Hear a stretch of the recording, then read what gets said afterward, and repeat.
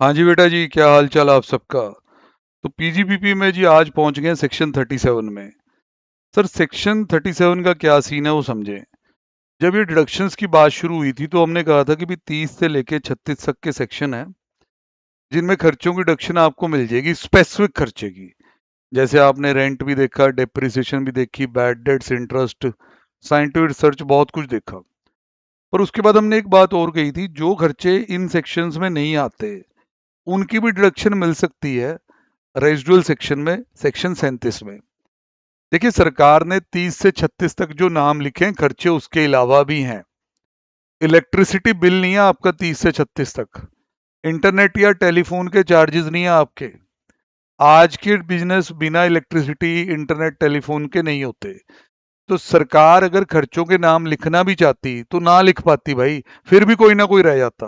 तो सेक्शन 37 यही बातें करेगा।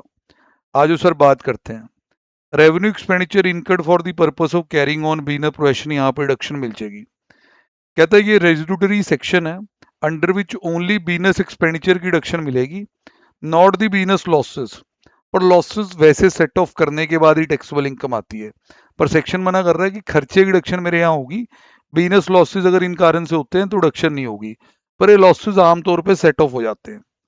Deduction is limited to the amount जितना आप एक्चुअल में खर्चोगे। अब बेसिक कंडीशन फटाफट से देखो। सेक्शन 37 में अगर डिडक्शन लेनी है तो आपको प्रूव करना पड़ेगा कि खर्चा पहले 30 से 36 में नहीं आ रहा। कि अगर बैड डेट की डिडक्शन यहाँ मांगोगे तो नहीं मिलेगी, 3617 में है। Interest on borrowed capital deduction यहाँ मांगोगे, नहीं मिलेगी, 3613 में है। Rent for the building use for business मानोगे, मांगोगे डिडक्शन, नहीं मिलेगी, सेक्शन 30 में मिलती है। तो पहली लाइन बड़ी क्लियर है कि अगर स्पेसिफिक सेक्शन डिडक्शन दे रहा तो वहां चला जा, भाई यहाँ क्या कर रहा है। खर्चा ड्यूरिंग द ईयर होना चाहिए। खर्चा जी आपके बिजनेस से कनेक्टेड होना चाहिए, पर्सनल नहीं होना चाहिए। खर्चा जी बिजनेस सेटअप करने के बाद होना चाहिए। उससे पहले वाले खर्चे को हम प्रीलिमिनरी एक्सपेंस कहते हैं, वो 35D में कल देख लिए। पर्सनल नेचर का नहीं होना चाहिए। और ये प्रूव होना चाहिए कि खर्चा होली एंड एक्सक्लूसिवली बिजनेस के लिए हुआ है। कैपिटल एक्सपेंडिचर नहीं होना चाहिए। Expenditure should not have been incurred by SSC for any purpose जिसे ऑफेंस या प्रोहिबिटेड बाय लॉ माना जाता है। मतलब गैर कानूनी काम पे खर्चा ना करना बेटा, तो भी डिडक्शन नहीं मिलेगी। हमने बात की थी इलीगल एक्सपेंस की डिडक्शन नहीं मिलती होती। अब यहाँ बड़े बड़े सर्कुलर और बहुत बड़ी बड़ी बातें तो आईसीए करने में माहिर है। पहले थोड़ी छोटी छोटी बातें कर लें, फिर इन बड़ी बड़ी बातों को भी देखते हैं। सर किस तरह के खर्चे आमतौर पे सेक्शन 37 में अलाउड हो जाएंगे। एडवर्टीजमेंट, आज के दौर में एडवर्टीजमेंट बहुत इंपॉर्टेंट है। सोशल मीडिया ये वो, बहुत करोड़ों रुपए का एडवर्टीजमेंट वहां होता है।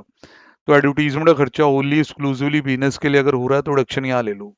सारा क्लियर कर दिया। किसी को फाइल चाहिए तो मंगवा लेना। ट्रैवलिंग का खर्चा, बिजनेस से कनेक्टेड ट्रैवलिंग होनी चाहिए। इंप्लॉई सैलरी का खर्चा, expenditure in connection with entertainment of employee या कस्टमर, डिडक्शन मिल जाएगी। अपना खुद का एंटरटेनमेंट, अपनी फैमिली का एंटरटेनमेंट वो पर्सनल है, उसकी नहीं मिलेगी। आपने जी ओपनिंग सेरेमनी या मुहूर्त किया अपने बिजनेस का, उस पे जो टेंट लगा, शामियाना लगा, उस सब की डिडक्शन मिल जाएगी। आप फेस्टिवल की सेलिब्रेशन कर रहे हैं अपने एम्प्लॉय के साथ, कस्टमर के साथ, डिडक्शन मिल जाएगी। कोई सीए साहब अपने आर्टिकल को इंसेंटिव दे रहे हैं, डिडक्शन मिल जाएगी। Interest on late payment of GST, deduction मिल जाएगी। एक्सपेंडिचर इन कनेक्शन विद कानूनी कार्रवाई, लीगल प्रोसीडिंग, वकील साहब, मिल जाएगा। प्रोफेशनल टैक्स की डिडक्शन मिल जाएगी। इनकम टैक्स रिटर्न फाइल करना, ये वो सब, ऑडिट फी डिडक्शन मिल जाएगी। तो ये सारी डिडक्शंस तो आपको मिल जाएंगी।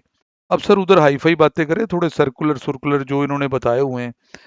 सर आओ सर, बताता शुरू करते हैं आपको कैसे। कीमैन इंश्योरेंस पे, अगर आप कीमैन इंश्योरेंस करा रहे हैं, उस पे जो प्रीमियम दे रहे हैं डिडक्शन मिल जाएगी, पढ़ लेना डिटेल में।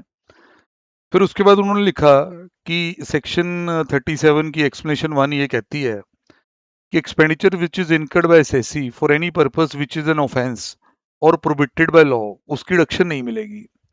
एक्सप्लेनेशन 3 ये काफी लंबी कहानी भी करती है। इसका इजी वर्जन यहाँ अवेलेबल है बेटे, ये आप मेरे से मंगवा सकते हैं। Section 37(1) explanation 3, disallowance of expenditure for offence और प्रोहिबिटेड बाय लॉ। देखो जी, यहाँ पे हमने ये लिखा हुआ है कि भाई अगर आपका कोई भी ऐसा मान ली काम आपने किया जो ऑफेंस या प्रोहिबिटेड बाय लॉ है, जैसे आपने ब्राइब दे दी यार किसी को, डिडक्शन नहीं मिलेगी।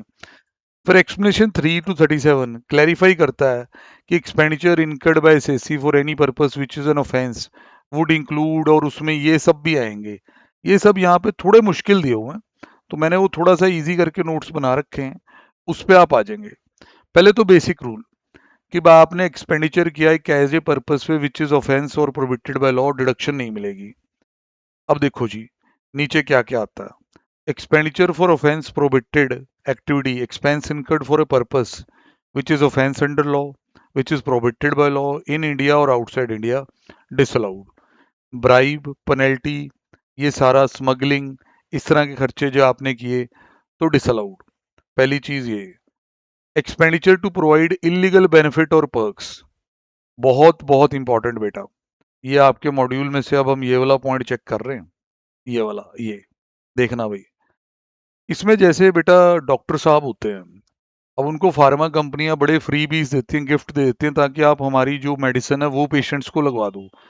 पर डॉक्टर साहब का जो रेगुलेटर है इंडियन मेडिकल काउंसिल, वो मना करता है कि मेडिसिन मेरिट पे लगनी चाहिए, गिफ्ट लेके नहीं।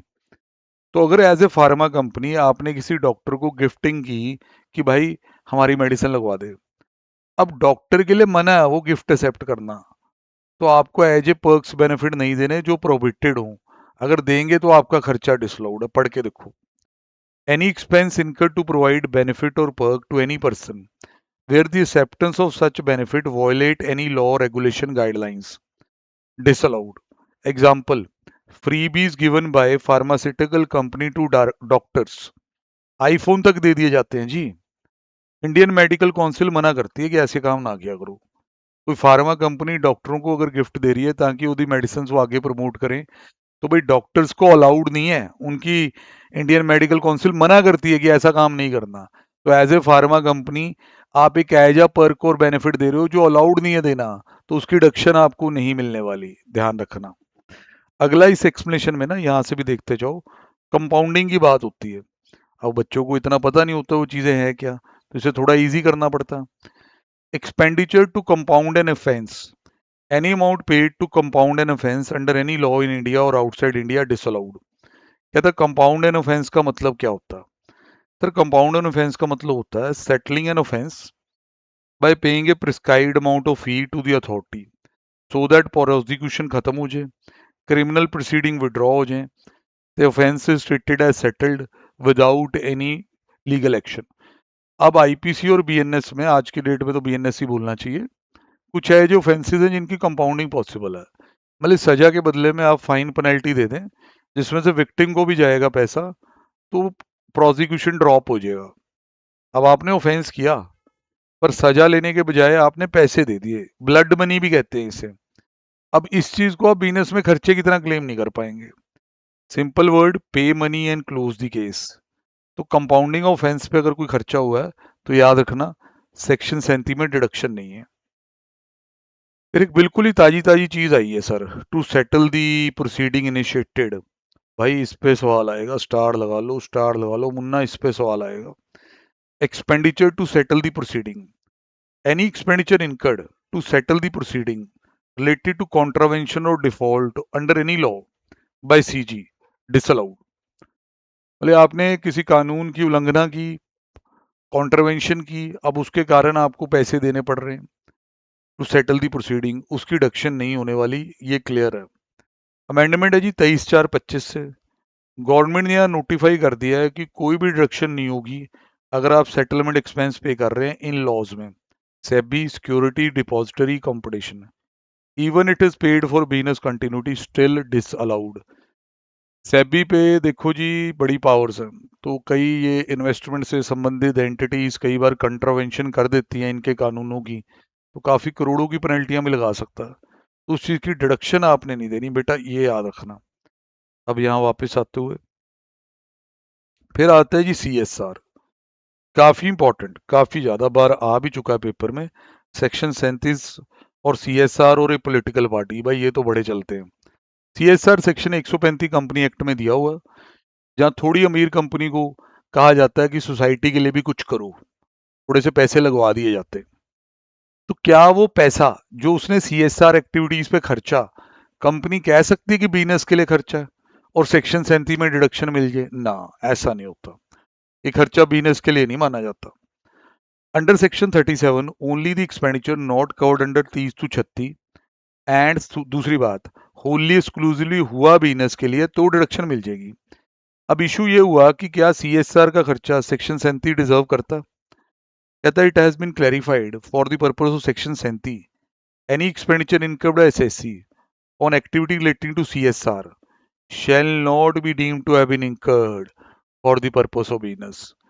CSR एक्टिविटी पे किया गया खर्चा नहीं माना जाएगा कि बिजनेस के लिए हुआ।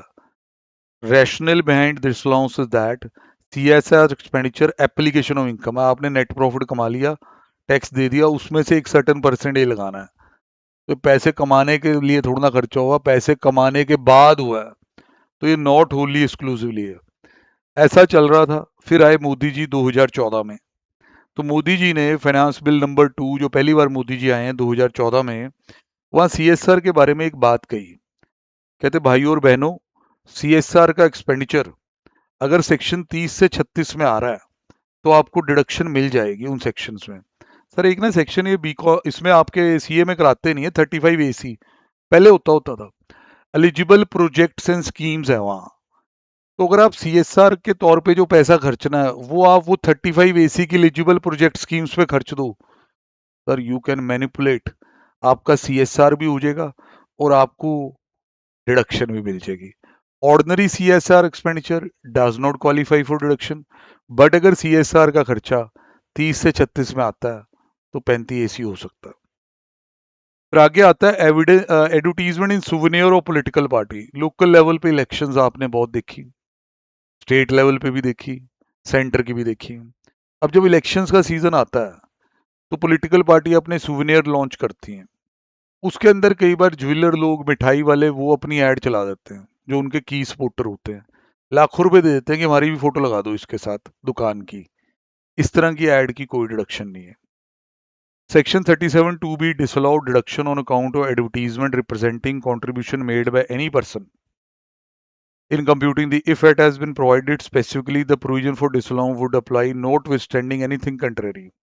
तो बेटा इस तरह की एडवर्टीजमेंट डिसअलाउड है, पॉलिटिकल पार्टी वाली। तो अब एक बार अच्छे से पढ़ लो।